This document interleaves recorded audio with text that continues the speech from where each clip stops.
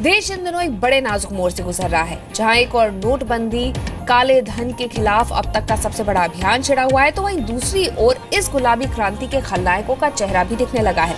हैरानी की बात तो ये है कि इसमें से कई लोग ऐसे हैं जो काले धन के खिलाफ उठाए जा रहे कदमों को भी नाकाम करने में दुस्साहस जो है इसमें लगे हुए हैं। बीते कुछ दिनों में आयकर विभाग समेत कई एजेंसियों के छापे में न सिर्फ अघोषित कमाई के पुराने नोट बल्कि नए नोट और गोल्ड ज्वेलरी भी बरामद हो रही है। एक मीडिया एनालिसिस के मुताबिक नोटबंदी के बाद से 7 दिसंबर तक ही 1 अरब से ज्यादा घोषित रकम बरामद हो चुकी है। सबसे ताजा मामला दिल्ली का है, एक सफेद कोठी का, जहां से करीब 13.5 करोड़ रुपए मिले हैं।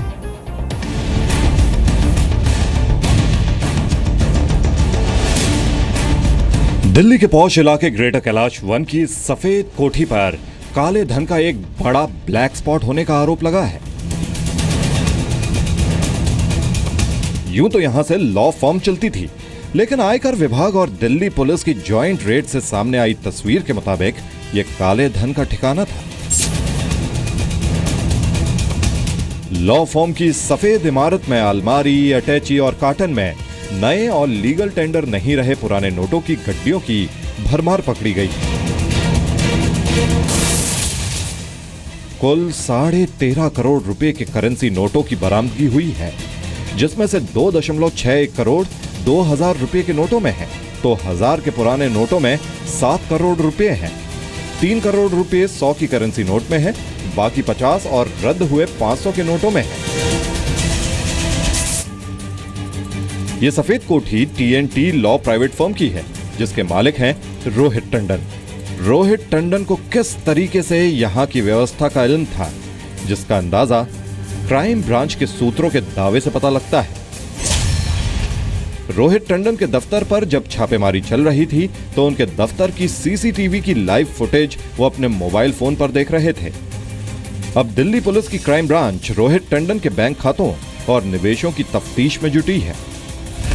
इनके जो बैंक खाते हैं उसकी भी जांच की जा रही है कि किस बैंक से इनको इतनी भारी मात्रा में नए नोट मिला है, जहां पर एक आम आदमी को 2,500 रुपए लेने के लिए मशक्कत करनी पड़ रही है, लाइन में लगना पड़ रहा है। वहीं रोहित टंडन के पास 2 करोड़ 60 लाख के नए करेंसी कहां से आए, इसकी जानकारी की जा रही है। जांच एजेंसियां रोहित टंडन के क्लाइंट्स की पड़ताल में भी जुट गई हैं।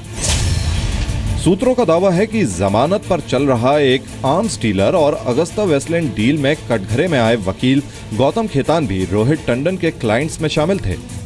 रोहित टंडन की लॉ फर्म पहले भी जांच एजेंसियों की नजर में आ चुकी है। अक्टूबर महीने में भी यहां पर छापेमारी की गई थी, जिसमें से 1 करोड़ रुपए कैश बरामद किए गए थे और 125 करोड़ रुपए के अघोषित आमदनी बताई गई थी। सवाल सिर्फ एक रोहित टंडन का नहीं, जिस तरह से काले धन या अघोषित आय को लेकर देश भर में करेंसी नोटों की बरामदगी हुई है, उससे साफ होता है कि देश में भ्रष्टाचार की बीमारी कितनी गहरी है। तो अगर कोई ऐसे इलीगल काम करने वाले व्यक्ति भी हैं, तो उनको आज ट्रैप किया जा रहा है, यानी हमारी इन्वेस्टिगेटिंग एजेंसीज बखूबी अपना काम कर रही हैं।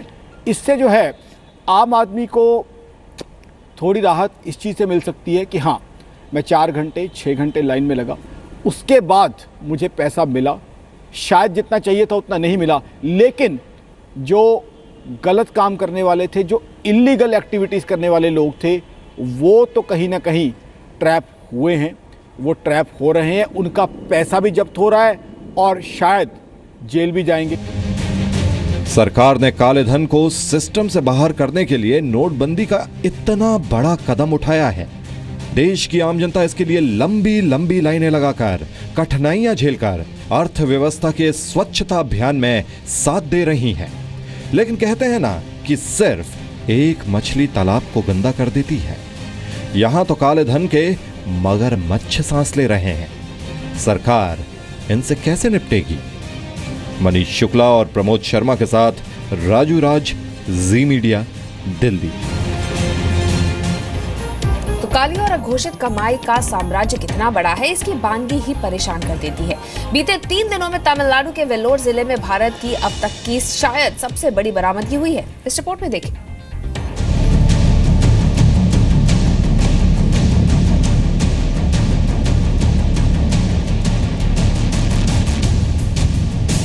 कार्टन में भरे ये करेंसी नोट स्वच्छ अर्थव्यवस्था वाले भारत के सपने में लगी दीमक की ओर इशारा करते हैं। 3 दिनों में तमिलनाडु के वेल्लोर जिले में 3 कारोबारियों पर पड़ी आयकर विभाग की छापेमारी में जो बरामदगी हुई है वो ईमानदारी में यकीन रखने वाले हर शख्स के होश फाख्ता कर सकती है। 3 दिनों में 177 किलो सोना और 130 करोड़ नगद बरामद हुआ है, जिसमें से 34 करोड़ नई करेंसी नोटों में है। 2000 के करेंसी नोटों में 24 करोड़ रुपए तो एक कार के अंदर से बरामद हुए हैं। यह सारा 130 करोड़ रुपया रिजर्व बैंक ऑफ इंडिया में जमा किया जाएगा। यह अब तक की भारत की सबसे बड़ी बरामदगी हो सकती है। देखिए, ऐसा है कि जो हम आजकल टीवी पे देख रहे हैं कि बहुत सारा पैसा लोगों के पास निकल रहा है, ये बात तो सही है कि भाई कहीं ना कहीं से इतनी बल्क क्वांटिटी में पैसा आया है। और ये बात बहुत क्लियर हो रही है कि कहीं ना कहीं बैंक मैनेजर्स और जो हाई नेटवर्थ इन्वेस्टर्स हैं या इंडस्ट्रियलिस्ट हैं, कहीं ना कहीं उन्होंने एक गठबंधन बना लिया है और जो जनता के पास पैसा जाना चाहिए था वो वहाँ ना जाके वो बैक डोर से अंधेरी रात में लोगों के घर पहुँच रहा है। आयकर विभाग की नजर में आए वेल्लोर के इन 3 कारोबारियों में से एक है जे शेखर रेड्डी। शेखर रेड्डी तमिलनाडु के मुख्यमंत्री ओ पनीरसेल्वम के साथ ताल्लुक रखता है। पेशे से कॉन्ट्रैक्टर और तमिलनाडु सरकार के कई प्रोजेक्ट कर चुके शेखर रेड्डी की कार से ही वेल्लोर में 24 करोड़ रुपए मिले थे। शेखर रेड्डी की पहुंच का अंदाजा इसी बात से लगाइए कि वो तिरुमला तिरुपति देवस्थानम बोर्ड का सदस्य था। आयकर विभाग के छापों के बाद आंध्र प्रदेश सरकार ने शेखर रेड्डी को टीटीडी के बोर्ड से हटा दिया है। आंध्र प्रदेश के मुख्यमंत्री चंद्रबाबू नायडू के मुताबिक तमिलनाडु की AIADMK सरकार की सिफारिश पर उसे टीटीडी के बोर्ड में शामिल किया गया था। सारे कारोबार इसलिए हो रहे हैं कि आपने पहले उन एक्सरसाइज में अपने समय नहीं लगाए हैं। तो पहला काम था कि इन एजेंसीज को कैपेसिटी उनकी बढ़ाते, उन्हें मजबूत करते, उन्हें दूर तक ले जाते। अगर हमारे स्टेट हेडक्वार्टर्स में लोग बैठे हुए हैं तो उन्हें डिस्ट्रिक्ट हेडक्वार्टर्स तक पहुंचाते, डिस्ट्रिक्ट हेडक्वार्टर्स में है तो उसको सब डिविजनल हेडक्वार्टर्स तक ले जाते, तो हमारे काम थोड़े आसान होते। कि हमारा इनकम टैक्स डिपार्टमेंट को और मजबूत करने की आवश्यकता थी। उनमें कर्मचारियों की संख्या बढ़ानी थी। 91 आवर्ड्स हम लोगों ने बहाली पर ही रोक लगा दी है। इन सारे एजेंसियों में काम ही नहीं हो रहे हैं। अब ऑटोमेशन पर बहुत गए, मशीन पर बहुत गए, आदमी पर गए नहीं। तो उस हिसाब से हमारे जितने लोगों की जरूरत है IT डिपार्टमेंट को, उनके पास नहीं है। शेखर रेड्डी के अलावा वेल्लोर के 2 और कारोबारी श्रीनिवासलू और प्रेम के ठिकानों पर 8 दिसंबर से छापेमारी हुई है। सवाल है कि शेखर रेड्डी जैसे लोगों ने कोई 1-2 दिन या कहे 8 नवंबर के बाद से इतनी अघोषित आय नहीं जमा की होगी, तो आखिर कैसे वो अब तक सिस्टम की नजर से बचते रहे? कैसे उन्होंने व्यवस्था को चकमा दिया होगा? देखिए, ऐसा है कि जब ये सिस्टम शुरू किया गया था तब मुझे लगता है कि कोई भी ये मानने को तैयार नहीं था कि हमारा इंडियन बैंकिंग सिस्टम या जो हमारे मैनेजर्स हैं वो हमें धोखा देंगे।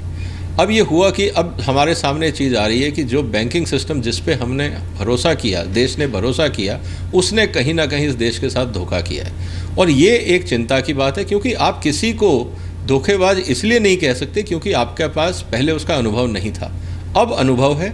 अगर आज के बाद कभी इस तरह की बैंकिंग सिस्टम के साथ कोई कार्रवाई करनी हुई तो मुझे लगता है सरकार ज़्यादा सतर्क रहेगी। जब इस देश में एक बड़ी आबादी गरीबी रेखा से नीचे है, न्यूनतम आमदनी में अपना गुजारा करती है, तो अवैध तरीके से जमा की गई नोटों की गुलाबी और हरी गड्डियों की बरामदगी उन आम लोगों को एक तरह से चिढ़ाती है। पटना से आशुतोष और दिल्ली से रूफी जैदी के साथ मनीष शुक्ला, जी मीडिया, दिल्ली। तो काली और अघोषित कमाई को बनाकर अर्थव्यवस्था को जाने अनजाने में खोखला करने की ऐसी कोशिशें होती हैं कि आप दंग रह जाएंगे। और इस अघोषित कमाई के को छुपाने की जो तरकीब है वो भी कम हैरान करने वाली नहीं है। सोचिए, बाथरूम तक में तहखाना बनाकर अघोषित कमाई छुपाने की खबर आई है। सवाल ये है कि क्या भ्रष्टाचार के सारे मामलों तक जांच एजेंसियां पहुंच सकती हैं? उसमें भी बड़ा सवाल यह है कि जितने बड़े पैमाने पर भ्रष्टाचार उजागर हुआ है, क्या उन मामलों की भी आयकर विभाग पूरी जांच कर सकेगा?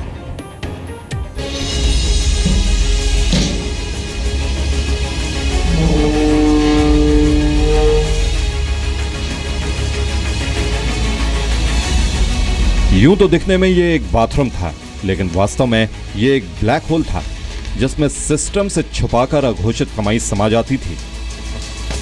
ये जगह कोई दिल्ली, मुंबई या बेंगलुरु नहीं, ये है कर्नाटक का एक दूर दराज का इलाका, चल्लाकेरे। जो कि चित्रदुर्गा जिला मुख्यालय से 40 किलोमीटर दूर है। यहां पर भी अघोषित मनी माया छुपाई गई थी। ये एक हवाला कारोबारी का ठिकाना है जिसकी अब तक पहचान नहीं हुई है। जाहिर है कि इसके राज ऐसे होंगे जिसमें स्वच्छ अर्थव्यवस्था की रीढ़ तोड़ने की साजिश रची गई होगी। देखिए, जब ये डिमोनेटाइजेशन अनाउंस हुआ उस समय ये 14 लाख करोड़ की करेंसी डिमोनेटाइज की गई और उससे बहुत सारे ऐसा पैसा था जो जिसे हम काला धन कहते हैं, जिन लोगों के हाथ में था। स्वाभाविक था जब डिमोनेटाइजेशन हो तो उनका पैनिक ही होना था। तो कहीं ना कहीं सिस्टम को ऐसे लोग कोशिश करते हैं तोड़ने की। तो उस सिस्टम में जो एक ह्यूमन नेचर है, क्योंकि ये लोग वो हैं जिन्होंने 33% टैक्स नहीं दिया अपनी इनकम पे, तो उन्होंने कहीं ना कहीं सिस्टम की वीकनेस का फ़ायदा उठाने की कोशिश की और जो भी उस चेन में, सप्लाई चेन में लगे हुए थे कैश की नई करेंसी को, कहीं ना कहीं उनको एक्सप्लॉइट किया गया और उनको चेन तोड़ी गई और उसमें से वो पैसे निकल गए। चल्लाकेरे के हवाला कारोबारी के ठिकाने से 5.7 करोड़ के नए नोट, 32 किलोग्राम सोने के बिस्किट और ज्वेलरी, साथ ही 90 लाख की कीमत के पुराने नोट मिले हैं। काली कमाई का ये ब्लैक स्पॉट तब आयकर विभाग की नजर में आया जब हुबली और चित्रदुर्गा जिलों में कसीनो और बुलियन कारोबारियों के खिलाफ आयकर विभाग ने जांच शुरू की। बाथरूम में अघोषित कमाई का ब्लैक स्पॉट बनाने वाले लोगों को पकड़ने के लिए और भी जगहों पर छापे मारे जा रहे हैं। आयकर विभाग देश भर में अघोषित कमाई के ऐसे सैकड़ों ब्लैक स्पॉट ढूंढ रही है, लेकिन आयकर विभाग समेत दूसरी एजेंसियों के स्वच्छता अभियान के बीच एक बड़ा सवाल यह भी है कि क्या इन एजेंसियों की क्षमता इतनी है कि सभी काले धन कुबेरों को पकड़ा जा सके? ये एक ऐसा गहरा प्रश्न है और ये एक ऐसा आर्थिक अपराध है कि केवल अगर अकेले पुलिस करे तो शायद बहुत कामयाब नहीं होगी। इनकम टैक्स विभाग और मैं तो चाहूंगा कि कस्टम सेंट्रल एक्साइज भी, अभिसूचना विभाग भी एक जॉइंट एक टास्क फोर्स बनाए, जैसे कि यूपी में एक स्पेशल टास्क फोर्स बनी हुई है और स्पेशल टास्क फोर्स में इस सभी विभागों के अधिकारियों के एक समन्वित और एकाकृत और एक कोऑर्डिनेटेड तरीके से कार्रवाई होती है और इसके 4 चरण होते हैं।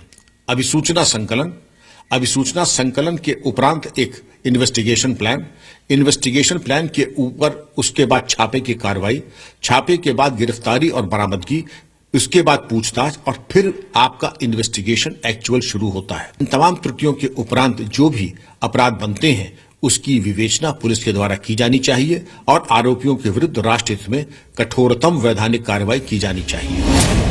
अब तक 40 करोड़ बैंक खातों को संदिग्ध माना गया है, जबकि असेसमेंट करने वाले कुल 8,000 आयकर अधिकारी ही हैं। असेसमेंट करने वाले इन अधिकारियों में से 4,000 अधिकारी ऑडिट जैसे दूसरे कामों में लगे हैं। अभी औसतन एक आयकर अधिकारी 80 केस की जांच करता है। अब संदिग्ध खातों की जांच के लिए हर एक आईटी अफसर पर कई गुना दबाव पड़ेगा। आयकर विभाग की चुनौती कितनी बड़ी है, इसे समझने के लिए उसे मिले टास्क पर नजर डाल दीजिए। 31 जनवरी के पहले तक आयकर विभाग को 50,000 से ज्यादा रकम वाले जनधन खातों की जांच करनी है। साथ ही 2.5 लाख से ज्यादा रकम वाले बचत खातों की जांच करनी है। 12.5 लाख से ज्यादा रकम वाले चालू खातों की जांच करनी है।